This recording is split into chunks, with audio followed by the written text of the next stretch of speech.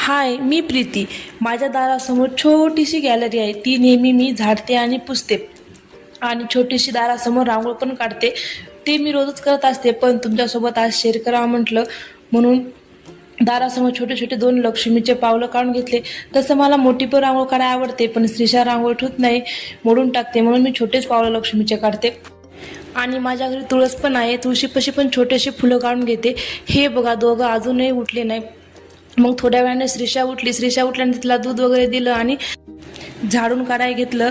मी रोज पसारा आवरत असते, तितकाच ती गोंधळ घालून ठेवत होती, म्हणून मला रोजच्या रोज पसारा आवरावाच लागतो. रोज आवरला तर मला सोपा पण जातो, जर आवरला नसतो खूप गोंधळ पडतो.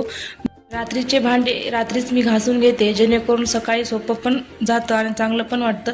जर रात्रीचे भांडे सकाळी घासायचे म्हणलं तर खूप कंटाळा येतो आणि उशीर पण होतो, म्हणून मी रात्रीचे भांडे रात्रीच घासते. फक्त सकाळी उठल्यानंतर ते भांडे रॅकला व्यवस्थित लावून घेते. नंतर आम्ही चहा वगैरे पिलेले भांडे घासून घेतले. घासून घेतल्यानंतर किचन वट्टा ते क्लीन करून घेतला.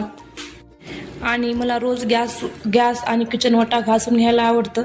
जर घासलं नाही ना मलाच कसं तरी वेगळं वाटतं, म्हणून मी रोज गॅस आणि किचन वट्टा घासून घेते.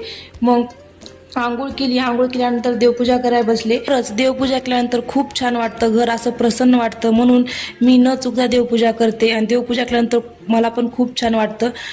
नंतर श्रीशाला उपमा करायला घेतला आणि आमच्या दोघांसाठी साबुदाणा करून घेतला, कारण त्यांना शनिवार असल्यामुळे त्यांना उपास असतो, म्हणून त्यांना साबुदाणा करते. पण मला पण साबुदाणा खूप आवडतं, म्हणून मी पण माझ्या नावाचा साबुदाणा करून घेते.